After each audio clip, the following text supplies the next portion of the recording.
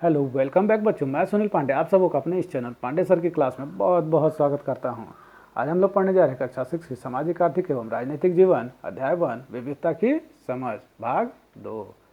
बच्चों, अध्याय शुरू करने से पहले आप सबको बताना चाहता हूं कि यह चैनल बिल्कुल मुफ्त है और इस चैनल को शुरू करने का हमारा मकसद बिहार झारखंड के सरकारी विद्यालय के पढ़ने वाले उन बच्चों तक शिक्षा की ज्योति को पहुंचाना है जो सुदूर गाँव देहात में रहते हैं, जिनके पास स्मार्टफोन है, नेट है, पर विषयवार शिक्षक की कमी है और वो अपना समय मोबाइल पर गेम खेलकर या फिल्म देखकर व्यतीत करते हैं। शहर के बच्चों की तो मोबाइल से पढ़ना तो चाहते हैं पर कंटेंट उपलब्ध नहीं है या महंगे ऐप का उपयोग नहीं कर पाते हैं। और हाँ, यह जरूर नहीं कि सिर्फ बिहार झारखंड बोर्ड के बच्चे इसे देख सकते हैं। आप किसी भी बोर्ड के हो, चाहे हिंदी मीडियम या इंग्लिश मीडियम, आपको इसको देखने से फ़ायदा ही मिलेगा। तो आइए शुरू करते हैं अध्याय 1 का शेष भाग, भेदभाव एवं असमानता।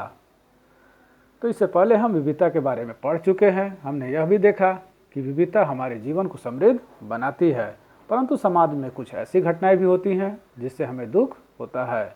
कुछ लोग अपने विचारों को ही श्रेष्ठ समझते हैं एवं दूसरों को हीन दृष्टि से देखते हैं।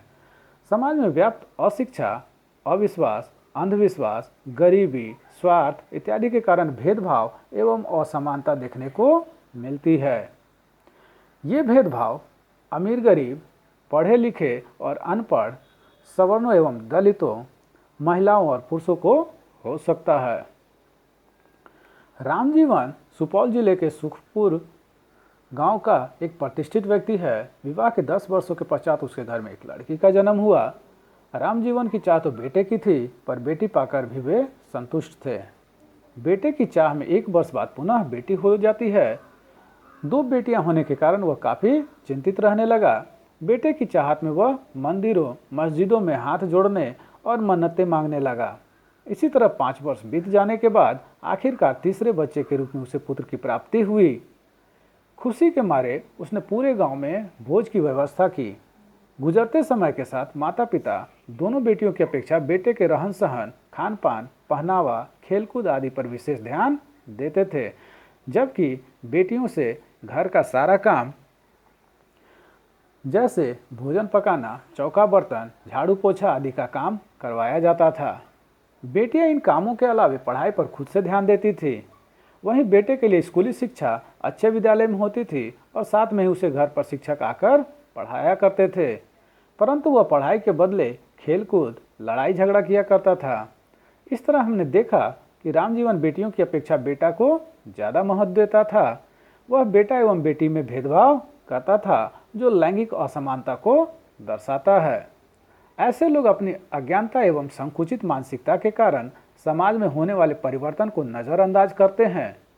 इतिहास साक्षी है कि लड़कियों ने धरती से लेकर आकाश तक अपने कामयाबी के परचम लहराए हैं। तो ऊपर की कहानी लैंगिक भेदभाव को दर्शाती है, परंतु समाज में न सिर्फ लैंगिक भेदभाव ही है, बल्कि निःशक्तों एवं सामान्य स्वर्णों एवं दलितों के साथ साथ अमीर और गरीब के बीच अंतर की घटनाएं भी हमें देखने को मिलती हैं।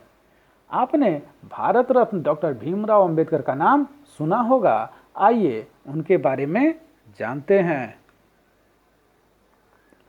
डॉक्टर भीमराव अंबेडकर का जन्म 1891 में हुआ था और उनकी मृत्यु 1956 में हुई थी। उनका जन्म महार जाति में हुआ था, जो अछूत मानी जाती थी।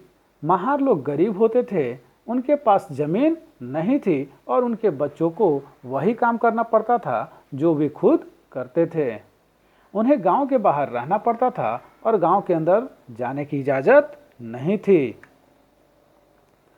डॉक्टर अंबेडकर अपनी जाति के पहले व्यक्ति थे जिन्होंने अपनी कॉलेज की पढ़ाई पूरी की और वकील बनने के लिए इंग्लैंड गए। उन्होंने दलित वर्ग के लोगों को अपने बच्चों का स्कूल कॉलेज भेजने के लिए प्रोत्साहित किया और अलग अलग तरह की सरकारी नौकरी करने को कहा, ताकि वे जाति व्यवस्था से बाहर निकल पाएं। दलितों के मंदिर में प्रवेश के लिए कई प्रयास किए जा रहे थे, उनका डॉक्टर अंबेडकर ने नेतृत्व किया। उनका मानना था कि दलितों को जाति प्रथा के खिलाफ अवश्य लड़ना चाहिए और ऐसा समाज बनाने के लिए प्रयास करना चाहिए जिसमें सबकी इज्जत हो। लंबे समय तक दलित लोगों को शिक्षा, स्वास्थ्य एवं धार्मिक क्रियाकलापों से वंचित रखा गया। यहाँ तक कि उन्हें सार्वजनिक मंदिरों में घुसने तक नहीं दिया जाता था। महात्मा गांधी, डॉक्टर अंबेडकर, ज्योतिबा फूले, आदि महापुरुषों ने जोर देकर कहा यह प्रथा अमानवीय है। न्याय तभी प्राप्त हो सकता है जब सब लोगों के साथ बराबरी का व्यवहार हो। स्वतंत्र भारत में एक लोकतांत्रिक समाज की कल्पना की गई जो संविधान की प्रस्तावना में स्पष्ट दिखता है।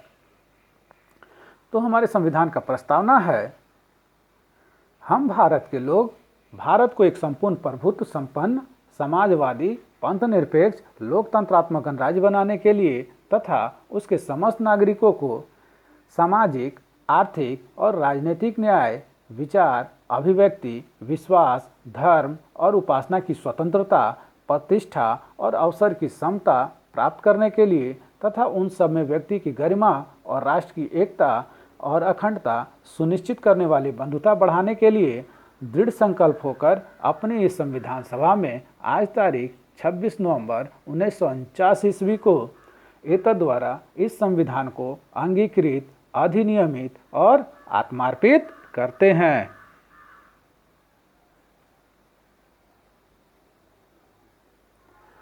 तो आप सबों को हमारा यह प्रयास कैसा लगा हमें जरूर कमेंट कर बताएं। हमारे इस चैनल पांडे सर की क्लास को जरूर से जरूर सब्सक्राइब करें और बेल बटन को दबाएं ताकि आने वाले वीडियो का नोटिफिकेशन आपको मिलता रहे। दूसरों के साथ इसे शेयर करें और हाँ, लाइक करना तो बिल्कुल ना भूलें। आपका लाइक करना ही हमारे मेहनत का फल है। धन्यवाद। Thank you.